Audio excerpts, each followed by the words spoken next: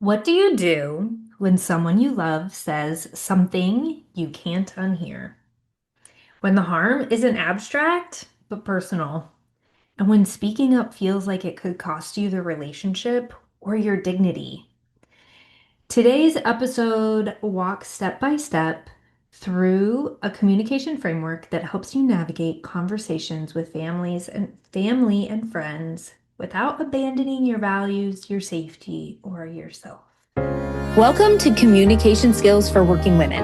I'm Elizabeth. And I'm Rose May. Do you find yourself second guessing or avoiding conversations because you're worried about being misunderstood? You're not alone. On this show, we're sharing tangible tools for assertiveness, emotional resilience, and real life communication wins and fails. Let's sharpen our communication together.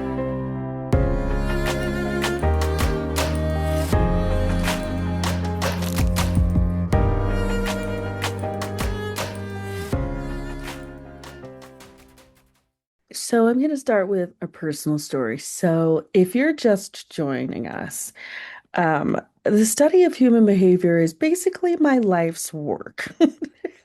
I, I started in my undergrad and moved on to my graduate study. I mean, it's literally my life's work. I've been in this field for 2026 will be 20 years, actually.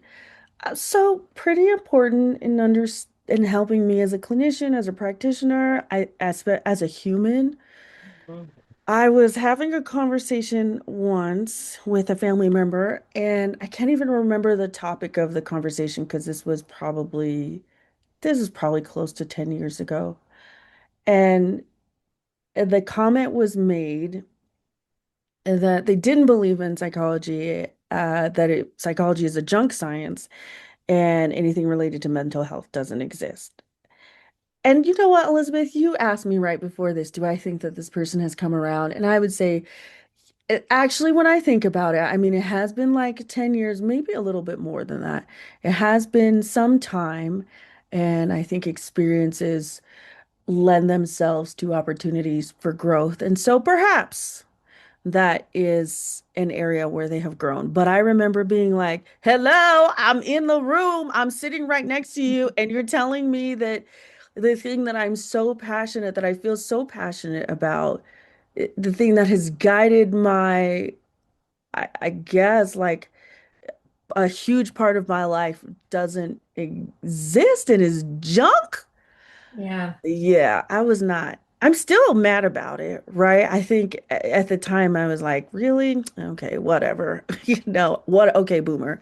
That is literally like what I was thinking before boomer came out, that word boomer came out. But I remember thinking that specifically, like, this is a generational thing, and I get that, and it's ridiculous, and I don't need to put too much into that. But it definitely challenged my values, right? My value and the values of like inclusion and honestly like diversity, neurodiversity, and just human behavior in general, like the value that I hold for really taking the time to understand and and I guess like integrate human behavior in the way that I connect with people. So yeah, that was rough.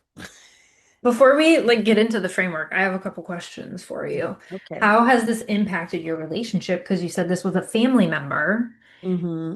And so how has this impacted your relationship? And I asked you before, do you feel like they've come around? And you're like, well, maybe. And I'm curious if you've had any type of follow-up conversation or if they were even aware. So I just threw a bunch of questions at you.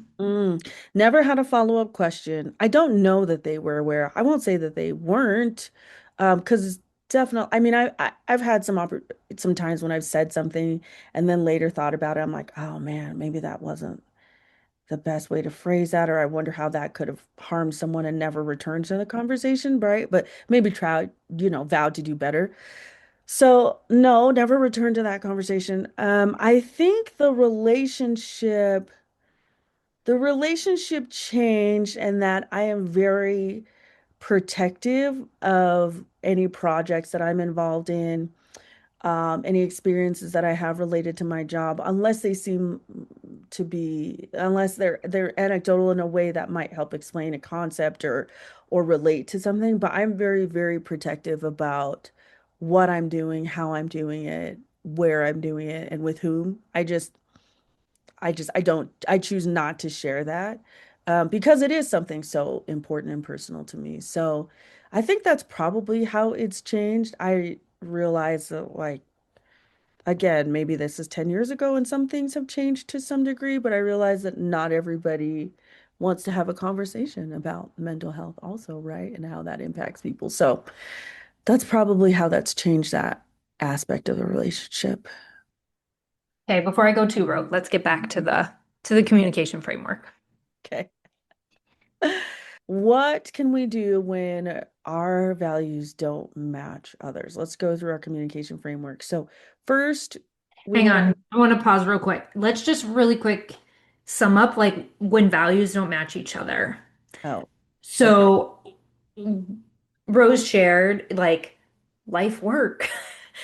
Something you're very, very passionate about and you're spending a lot of time, and someone else doesn't value that, just like fundamentally doesn't value it.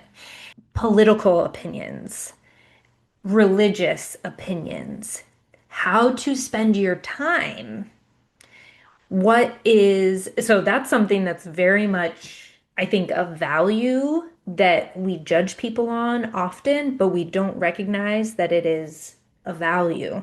Yeah, and I would even say, like, with even something like political opinions, I think there are values within those opinions. So those are opinions, but the value and the way that we express or define that value looks a lot different. So valuing human life is going Mm. to look different for people on both sides of the political spectrum, right? Right. And so the value of human life, right, it doesn't, maybe my definition of that doesn't match your definition.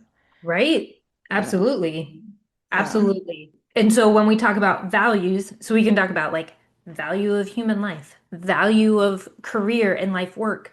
Then you can also talk about like the value of pursuing a skill versus the value of pursuing a side hustle. Those two things can cause opportunity for people to misunderstand one another and to judge one another. to judge, for sure to judge.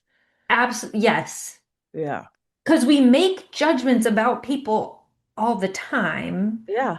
When if we understood their value, how they value it, our behavior would be different. I'm going to just give a quick example. Rosemary, you value your experience in the arts Yes. very much. And Yeah. when we were starting the podcast, like time was limited and our schedules were tight and we have a 2 hour time difference. And I would find myself getting frustrated.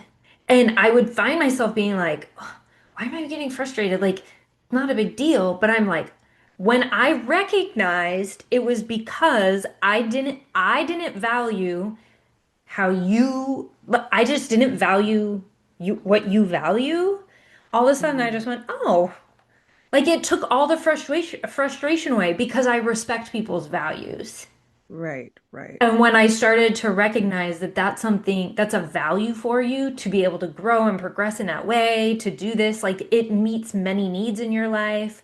When I realized that this was a value for you, I literally, like, I had zero judgment on it Yeah, anymore. that makes sense. That makes And sense. That's interesting that you're saying that you, what did you say? You respect people's values? yeah, like people don't have to have the same values as me. Yeah.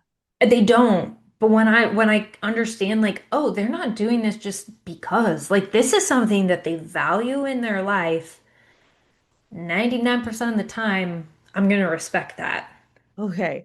This is so interesting to me because we're going rogue. We just are. No. Let's accept it. I don't respect people's values. There are many people whose values I 1000% do not respect. And I will treat them with civility. I will treat them cordially. Like I don't have hard feelings or negative feelings towards them, but there are many people's va I there are yeah, many people whose values I 100% do not respect. Um, Okay. so this is really interesting to me. This is super interesting to me too. And I'm like, well, maybe I need to step back and define what a value is. Okay. Well, I don't think you have, and I know I'm not saying that to change. No, no, no, no. This Yeah. is very interesting. Like, Yeah, how I'm just, this conversation? yeah, I'm just thinking yeah, that's what I was thinking. I was like, what? This is very interesting Yeah. to just know that like we're seeing this in a different way, Give right? me some examples of values you don't like that you just don't even respect. Maybe I should say I don't respect people's definition of values, and human life is one of them. That doesn't mean I think people should go out and start murdering people. That's not what I'm trying to say in any way, shape, or form. So before you think that I'm a person who condones that, negative. The definition of someone saying they value human life, I think is there are some there are some ways that that is defined that I do not respect and value when it conflicts. And I'm just gonna be open with this. And we're talking about abortion. I Yeah. 100% believe in a woman's right to choose. I will always defend that. And to me, that is valuing human life. And the way that others define it is a little bit different, right? And I don't respect that. I don't. I will always treat someone right, like I said, like cordially, because Right. there's no need for that. Just because I don't agree or define like the value of human life in the same way doesn't mean that I can't work with someone. I do work with a lot of people who think differently, right? Doesn't mean like I can't work with someone or be with someone. I certainly don't feel like I have to respect that definition though. I love this. Every single person taking a minute to think about how would I how would I Mhm. define valuing human life? Because I would say every single person says they value human life. Well, except the Absolutely. crazy people. Most Absolutely. people, And I most, actually believe that even though somebody's definition is different than mine, I believe that they believe that. And I right? believe that that's important to them. I 100%, I just don't respect it. But you don't respect it. Mm-mm. Okay, that's super interesting to me. I'm just gonna fumble through trying to say this. First draft, we'll call it I first draft. I teach people to do this all the time. Like you just practice. If you can't practice on like sometimes you can practice it out and sometimes you're Yeah. just in the moment and you say, I'm not really sure, but I'm gonna try to put words to all of this. Yeah. So I love this example of human life, valuing human life. Yeah.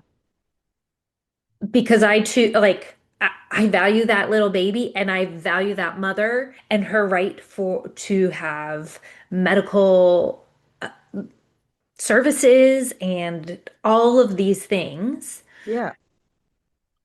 And like this is where I sit on so many things. Like I have this opinion that I feel good about. I like Yeah. that I value. And I leave this like window of I don't know everything to like fully make a decision because And I'm we don't. okay with changing my opinion if I learn new information. I'm okay with evaluating and reevaluating and thinking about things differently and figuring out what matters to me. Like, I'm okay with that. I'm okay with redefining my definition. But in the meantime, you don't respect the other person who has I a different. I don't respect that definition. I can respect that person. I don't respect that definition. Ah, Yeah. okay. So this is where we're having this kind of like, I think maybe misunderstanding of like when I'm saying I value other people's values, and you're saying you value human beings, but hmm not their values. I don't feel like I have to. Right. Right. And I'm okay with, right? Let's say like, I don't know, science comes out and says like these genetic researchers or whoever would even be doing the research. I don't even know who would be doing the research on this.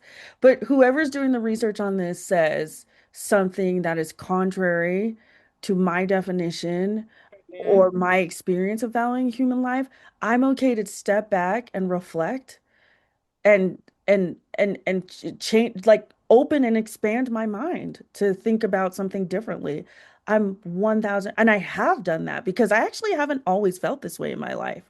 Right. Right? This hasn't always been how I've defined, my value on human life. So I feel like yeah, I don't have a problem with making changes. I don't know that I shy away from like thinking about things differently because I've always thought about it one way or because someone's told me to think about it one way. So in that way, I feel comfortable and I can respect somebody else. I can respect them as a human being. Yeah, I don't ever feel like I have to respect someone's definition or their values. I can certainly honor their boundaries. I feel that too, and I feel like that's a measure of respect, right? Like honoring someone's boundaries when it comes to their values. I can do that. I like this is very enlightening for me because I have really attached the value with the person. And Mm, I'm saying, like, I respect these values. I feel like we're actually saying the same thing. probably.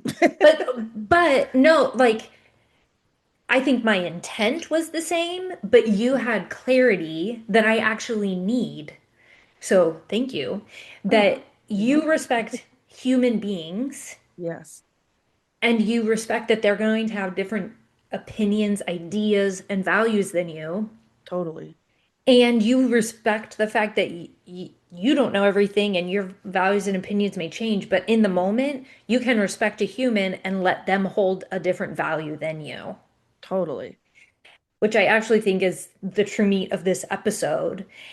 One of the first time, like, this may seem very elementary to some people, but I feel like I didn't even like really grasp or understand a lot of these things until I became an adult, like really separating different ideas and people from their ideas. Mhm. But Ruth Bader Ginsburg, her, Love RBG, rest in peace, yes, man. I Love that know. lady. I read her book, Notorious RBG. And Uh-huh. so, for those of you who don't know who she is, she was one of the Supreme Court justices.